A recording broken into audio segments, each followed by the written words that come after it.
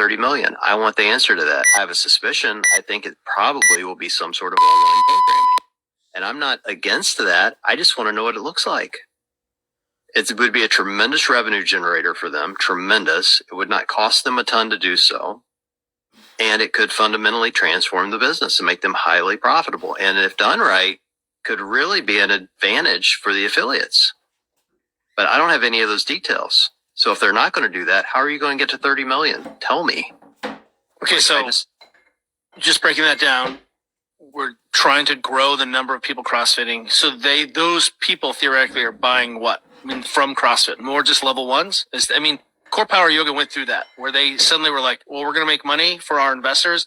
We're going to get every mom, everyone who takes Core Power Yoga is going to become a yoga instructor. And it became a Ponzi scheme to just sell on yoga instructions. And then suddenly everyone in your gym who's a level 4 and no one's coaching except the person around, right? So there is that opportunity. We saw a lot of people got curious about getting their level 1. But doesn't CrossFit already do online programming? That's my argument. They do, but they don't charge for it. At least they don't charge individually. Don was on a show not that long ago. It wasn't like a CrossFit podcast. It was not a very well watched within our community, but it was like an online summit of companies like Peloton and things like that. And he's quite literally said one of the main things they've been talking about and working on is how do you reach people that don't live near affiliates that want to work out a couple of days a week from their home? How do we reignite that spark we had in the early days of CrossFit when you had the journal and everyone would go online and look at that? Like, how do you get that back and get it to those people? I got it. You get another global pandemic. Boom. Yeah, there you go. That's all it's going to take. Every problem. Everyone really all of a sudden wants a gym membership and wants equipment and wants to work out. And people who've never worked out before are suddenly like, I must own a rower. Think of it like this. If I could do an online app that gave you CrossFit and provided you with all of the videos, all of the seminar staff, everything you would need to do CrossFit from home, right? For however many days a week you wanted to do. And I could charge you $50 a month for that.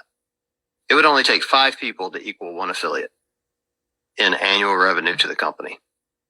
Yeah, and it's funny. People just want it all tied up in a bow like that without even realizing that it's all already available for free. I get that, but everyone's selling programming these days. My point is you wouldn't need to get 30 million CrossFitters. You'd need 20 or 30,000 paying $50 a month to generate the kind of revenue they're talking about. We have seen companies like Hinge Health and Sword, these kind of online PT businesses. And turns out they just haven't done what they purported to do or were trying to do. They're just skimming off PT. But more importantly, people hated it virtually. They liked the idea, sometimes the convenience, but just didn't interact. So some kind of hybrid, you're probably right. And we know that works because the real question now is, can CrossFit compete with Matt Frazier? Can CrossFit compete with Tia? Right. Can CrossFit compete with Rich Froning or Jason Khalipa? Show me that they can't. I mean, those people, their programming is good. Mm-hmm. It's so dense, and they've built it up. Look at RPM and look, Pat Barber's done. I mean, Adam, the programming that's come out, what Miranda has done, CrossFit is going to work really hard. And is that their skill set? And could they just flip that over? And would people go? Maybe. Well, no argument, Kelly. That Nikki knows that. I know that. The question is, do the people sitting in a boardroom in Boston for private equity that don't do CrossFit, do they understand that? Yeah, and I think CrossFit could pull in the proper people. And there's plenty of people internally already that I trust fully with my programming and my health. For sure. 100%. And this guest program they do, I just can't get enough of that. Mm-hmm. I was just telling someone on a podcast, I was like, let me point out that CrossFit was one of the first organizations I knew that paid prize money for men and women the same. That's right. Yeah. And still very few professional. I was like, women's national soccer team, welcome to CrossFit. Surfing, welcome to CrossFit. We've been doing this for a long time. So there's some very, very progressive elements here. The question is that a fear to get to 30 million? Is that because they can turn that on? What are other fears? Because I don't see that. I'm not going to lose my affiliate or people coming to my gym because CrossFit puts out their own program. right? So where else are we going? Wait, I would just like to, I agree with you. I am just throwing out there that if that does happen, that I feel like there will be pitchforks because not everyone else will agree with you. Really? That up there. Yes. Well, maybe it's because I'm a Gen Xer who came up with the hard knocks of CrossFit, who was like, prove it. Oh, your program is really good. Prove it. Like you think your affiliate is the shit. Prove it. You know what I mean? There was no protection. Someone could open up the CrossFit right across the corner. How many CrossFits did we launch? It was encouraged. So many gyms would be like, late, we're going to open up our own gym down the street. And I was like, cool, good luck with that. Mm-hmm. So, I mean, if there is that aside, but what else are you thinking, John, in terms of how else culturally? Is it a big brand comes in like Monster? Is that our fear? I guess it's possible. That's absolutely a possible fear that it could be sold to a Monster or to no. Not so, but that branding somehow, like we've always. I don't view any of those things as fears, though, Kelly. Like none of this, even the app thing's not a fear for me. The only fear for me is I'm getting no info. I don't know what's coming, so I the only decision I can really make is to affiliate year to year and just wait for the one decision that's going to finally make me give them the finger and leave.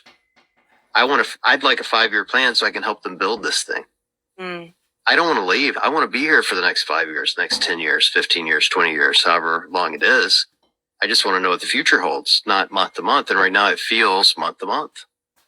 Their dirty secret for all the young affiliates out there is that all of us had 2 names. We had our business was incorporated, and our business was incorporated as Training House, which is a deep Firefly reference, everyone, just sci-fi. If you want to know, that's where that comes from.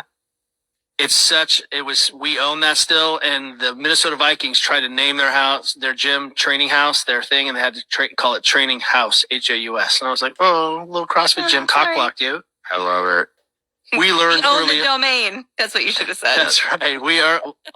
Early on, we all felt like we didn't know what the future of CrossFit was. It was this experiment.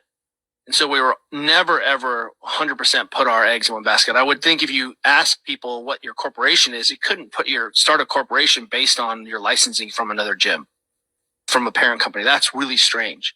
So not that we always had one foot out the door, because we didn't. We were a CrossFit gym for almost 17 years. So the question is the lack of communication, like, it feels weird that we don't know what we don't know, and that this thing that we've always had our hands around and knew what sort of represented, we don't know, and there's a lot of change fast. Is that just the problem? I certainly think it's part of it. I don't know if it's the entirety of the problem, but I think it's part of it, for sure. For me, fundamentally, it's just, again, I keep hammering the point. I just want the details of what they're working on. Like, here's the easiest way I can explain it. When they came to us and said $1,500, the reason why I did so many dumb jokes about it isn't because I cared so much about the $1,500. It felt a lot like the government coming to me, raising my taxes and going, I can spend this money better than you, John. Not telling me what they're spending on it all along when I know they're going to buy missiles and bombs with it. You know what I mean? And it's the same thing. Like, I'm going to give you the $1,500. I'd like to know what you're going to spend it on. Did you do a little bit of that explanation in how they were? You gave me the real high level topic. Hey, we're going to spend it on some marketing, and we're going to help fight the battles for you guys out in the field. I'm like, well, what are you fighting? What does that mean? Okay, so you just what more is the detail. Marketing? Got it. Who are you reaching out? How are you going to get people in my gym?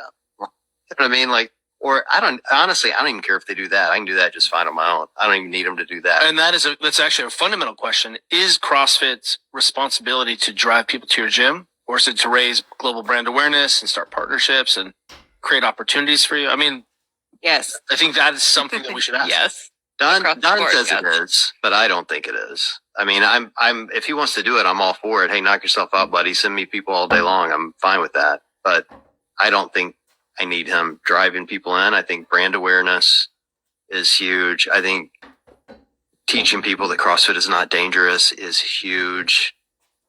Helping people understand what it is, get it in front of the eyes of more people that need it.